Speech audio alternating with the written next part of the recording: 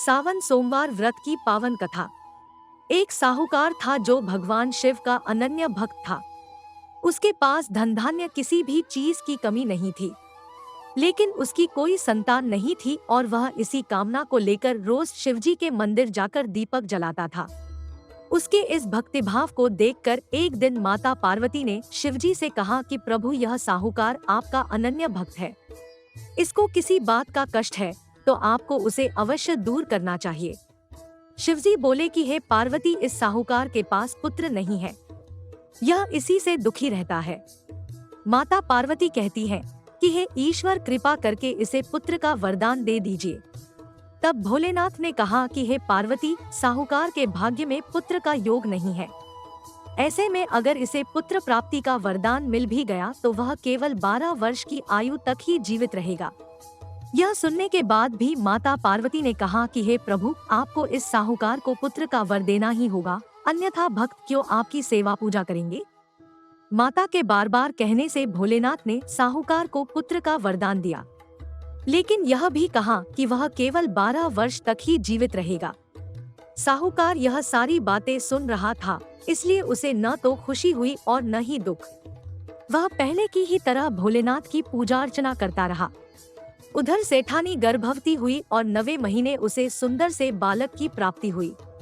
परिवार में खूब हर्षोल्लास मनाया गया, लेकिन साहूकार पहले ही की तरह रहा और उसने बालक की 12 वर्ष की आयु का जिक्र किसी से भी नहीं किया। जब बालक की आयु 11 वर्ष की हो गई तो एक दिन साहूकार की सेठानी ने बालक के विवाह के लिए कहा। तो साहूकार ने कहा कि वह अभी बालक को पढ़ने के लिए काशी जी भेजेगा। इसके बाद उसने बालक के मामा जी को बुलाया और कहा कि इसे काशी पढ़ने के लिए ले जाओ और रास्ते में जिस भी स्थान पर रुकना वहाँ यज्ञ करते और ब्राह्मणों को भोजन कराते हुए आगे बढ़ना। वो भी इसी तरह करते हुए जा रहे थे कि रास्ते में एक राजकुमारी का विवाह था। जिससे उसका विवाह होना था वह एक आंख से काना था। तो उसके पिता ने जब अति सुंदर साहूकार के बेटे को देखा तो उनके मन में आया कि क्यों न इसे ही घोड़ी पर बिठाकर शादी के सारे कार्य संपन्न करा लिए जाएं। तो उन्होंने मामा से बात की और कहा कि इसके बदले में वह अथाह धन देंगे, तो वह भी राजी हो गए। इसके बाद साहूकार का बेटा विवाह की बेदी पर बैठा और जब विवाह कार्य संपन्न हो गए, जाने से पहले उसने राजकुमारी की चुंदरी के पल्ले पर लिखा कि तेरा विवाह तो मेरे साथ हुआ, लेकिन जिस राजकुमार के साथ भेजेंगे वह तो एक आंख का काना है। इसके बाद वह अपने मामा के साथ काशी के लिए चला गया।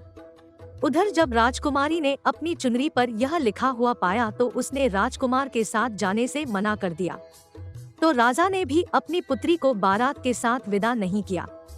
बारात वापस लौट गई। उधर मामा और भांजा काशी जी पहुँच गए थे। एक दिन जब मामा ने यज्ञ रचा रखा था और भांजा बहुत देर तक बाहर नहीं आया तो मामा ने अंदर जाकर देखा तो भांजे के प्राण निकल चुके थे। वह बहुत परेशान हुए, लेकिन सोचा कि अभी रोना पीटना मचाया तो ब्राह्मण चले जाएंगे और यज्ञ का कार्य अधूरा रह जाएगा। जब यज्ञ संपन्न हुआ तो मामा ने रोना पीटना शुरू किया। उसी समय शिव पार्वती उधर से जा रहे थे तो माता पार्वती ने शिवजी से पूछा, हे प्रभु, ये कौन रो रहा है। तभी उन्हें पता चलता है कि यह तो भोलेनाथ के आशीर्वाद से जन्मा साहूकार का पुत्र है। तब माता पार्वती कहती है कि हे स्वामी, इसे जीवित कर दे, अन्यथा रोते रोते इसके माता पिता के प्राण निकल जाएंगे। तब भोलेनाथ ने कहा कि हे पार्वती, इसकी आयु इतनी ही थी सो वह भोग चुका। लेकिन माँ के बार बार आग्रह करने पर भोलेनाथ ने उसे जीवित कर दिया। लड़का ओम नमः शिवाय करते हुए जी उठा और मामा भांजा दोनों ने ईश्वर को धन्यवाद दिया और अपनी नगरी की ओर लौटे। रास्ते में वही नगर पड़ा और राजकुमारी ने उन्हें पहचान लिया। तब राजा ने राजकुमारी को साहूकार के बेटे के साथ बहुत सारे धन धान्य के साथ विदा किया।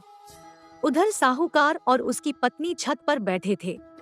उन्होंने यह प्रण कर रखा था कि यदि उनका पुत्र सकुशल न लौटा तो वह छत से कूदकर अपने प्राण त्याग देंगे। तभी लड़के के मामा ने आकर साहूकार के बेटे और बहू के आने का समाचार सुनाया, लेकिन वे नहीं माने तो मामा ने शपथ पूर्वक कहा। तब तो दोनों को विश्वास हो गया और दोनों ने अपने बेटे बहू का स्वागत किया। उसी रात साहूकार को स्वप्न ने शिवजी ने दर्शन दिया और कहा कि तुम्हारे पूजन से मैं प्रसन्न हुआ। इसी प्रकार जो भी व्यक्ति इस कथा को पढ़ेगा या सुनेगा उसके समस्त दुख दूर हो जाएंगे और मनोवांछित सभी कामनाओं की पूर्ति होगी। हमारी अगली वीडियो का नोटिफिकेशन पाने के लिए हमें सब्सक्राइब करें। धन्यवाद।